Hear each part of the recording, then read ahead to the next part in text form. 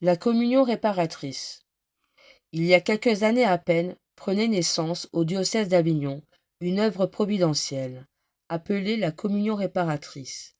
Accueillie avec empressement par la piété des fidèles, recommandée par la plupart des évêques de France, elle a été approuvée par le souverain pontife Pie IX, qui l'a enrichie de précieuses indulgences. Il dit: la communion réparatrice est une œuvre divine, destinée à sauver la société. Elle compte aujourd'hui plus de 100 000 associés, réunis par section de 7 membres, pour communier une fois par semaine, au jour choisi. Les associés viennent offrir au roi des rois, cachés sous les voiles eucharistiques, les hommages que tant d'ingrats lui refusent, réparer les outrages faits à sa grandeur et à son amour.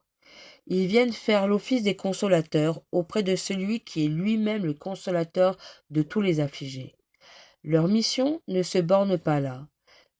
Imitateurs de la charité et de leur divin maître, ils sont auprès de lui les médiateurs des coupables. Ils plaident leur cause et s'offrent à lui comme victimes d'expiation pour obtenir leur conversion et leur salut.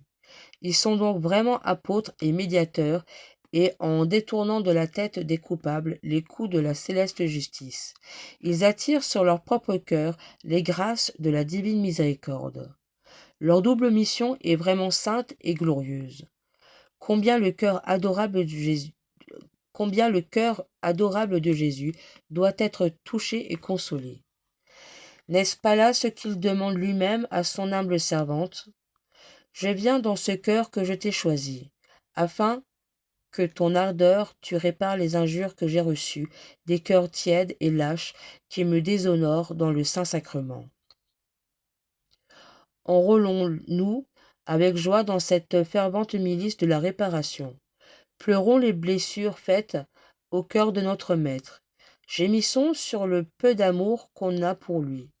Allons, au jour fixé, à la sainte table en qualité des victimes offertes à la gloire de notre Seigneur dans le sacrement de son amour. Jésus, dirons-nous, on vous connaît, on vous méconnaît, et moi je vous adore. On dédaigne votre chair et votre sang adorable, et moi, j'en ai fait ma nourriture, mon breuvage, mes délices. Pardon, mon Dieu, de ce qu'on ne vous aime pas. Je voudrais tenir tous les cœurs des hommes dans ma main pour les jeter dans les brasiers de votre saint amour. Père, pardonnez-leur. C'est le cri de notre amour, c'est le cri de vos enfants. Seigneur, vous l'entendrez et vous pardonnerez. Prions. Cœur si bon, si aimant. Vous comprenez votre tristesse, nous comprenons votre tristesse et votre douleur. Nous nous efforcerons désormais de vous offrir, par nos communions ferventes, par, par nos amendes honorables et par nos sacrifices de chaque jour, un faible dédommagement de tous les outrages que vous recevez des hommes rachetés au prix de votre sang. Amen.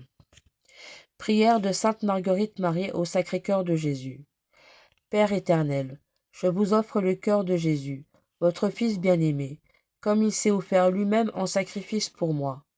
Recevez cette offrande que je vous fais, comme aussi tous les désirs, tous les sentiments, toutes les affections, tous les mouvements, tous les actes de ce Sacré-Cœur.